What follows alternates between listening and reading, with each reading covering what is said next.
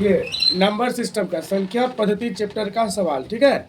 क्या पढ़ा रहे हैं? संख्या पद्धति चैप्टर का सवाल, ठीक है। तो चलो सर देखो, देखते हैं पहला सवाल क्या है हमारा।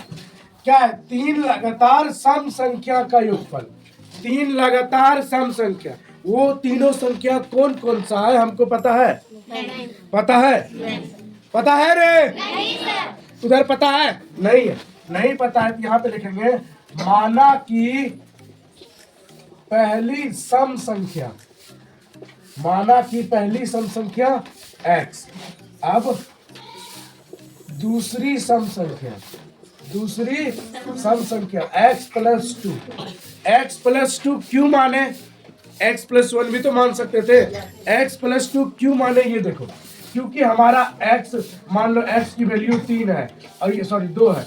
दो सम संख्या है, 2 में 1 जोड़ेंगे तो 3 मेरा विषम संख्या हो जाएगा ना।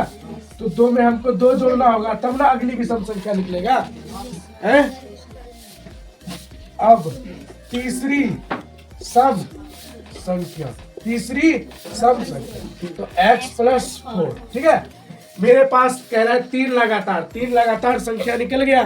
अब कह रहा है, देखो कह रहा था तीन लगातार सम संख्या का योगफल, तो हम यहाँ पे लिखेंगे प्रश्न से x plus 2 plus x plus 4, क्योंकि कह रहा है कि तीनों संख्या का योगफल कितना है? 186 है। तो 1 2 3, 3x प्लस 4 2 6 बराबर 186। 3x बराबर 186, इसको इधर लेके जाएंगे तो माइनस में 3x बराबर 180, x को करेंगे तो 180 बटे 3, 180 बटे 3, 60 बने में x का वैल्यू कितना निकल गया? 60। x किसको माने हैं? पहली संख्या को, पहली संख्या को। और दूसरी संख्या को क्या माने हैं? x plus 2। तो 60 प्लस 62। तीसरी संख्या को क्या माने हैं? x plus 4।